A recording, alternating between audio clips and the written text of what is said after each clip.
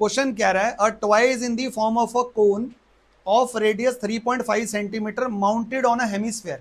आप प्लीज ध्यान से देखोगे, कह रहा था एक टॉय बनाया, एक कोन लिया और एक हेमिस्फेयर लिया, स्माइली वाली बॉल काट दी हमने बीच में से।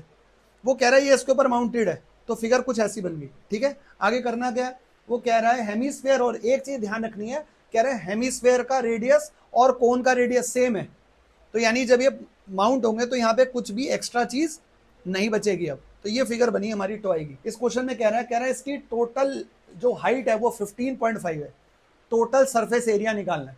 आप एक बात बताओ, अगर मुझे इसका टोटल सरफेस एरिया निकालना होगा, यानी मुझे इसको पेंट करना होगा, तो किस किस चीज को पेंट करना पड़ेगा आप बताओ। इसमें ऊपर को अगर पेंट करूंगा तो क्या पेंट होगा, कोन का CS से या TS से, और स्फेयर का CS से या TS से।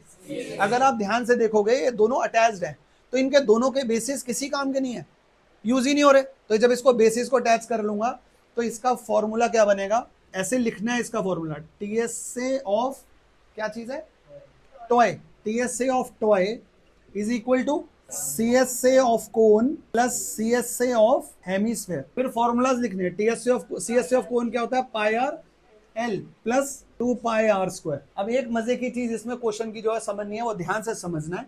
इसमें ना टॉय की टोटल हाइट दी हुई थी, कितनी दी है टोटल हाइट कॉइन इसकी टॉय की, 15.5 सेंटीमीटर। अब एक चीज देखो, इसकी टोटल हाइट में दो हाइट इंक्लूडेड है, कौन कौन सी, एक कोन की हाइट और एक इसकी हाइट। ठीक है, अब मुझे कोन की हाइट कितनी होगी, वो तो h होगी यार, इसकी हाइट कितनी होगी, याद रखना स्फेयर की हाइट जो होती है वो डायामीटर होती है, स्फेयर की हाइट। ये क्या है, हेमिस्फेयर, तो हेमिस्फेयर की जो हाइट होगी वो कितनी होगी, रेडियस। इसका मतलब है इसकी टोटल हाइट ये जितना दिया हुआ था 3.5, इफ दिस इज 3.5, इसकी यहां तक हाइट कितनी हो जाएगी, पूरा कितनी हाइट थी 15.5, तो कोन की हाइट कितनी रहेगी 12 सेंटीमीटर। ये होती है L।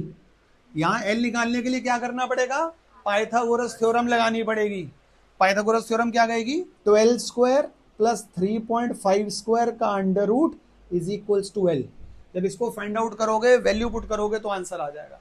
वैल्यू भी यहां पुट नहीं करनी है, कॉमन लेना है इनमें, दोनों में क्या क्या कॉमन है देखो, पाई कॉमन है और R कॉमन है, L टू R। अब वैल्यूज पुट करनी है, जब आप यहां से L की वैल्यू निकालोगे वो पुट करनी है, R की वैल्यू पुट करनी है, आंसर आएगा।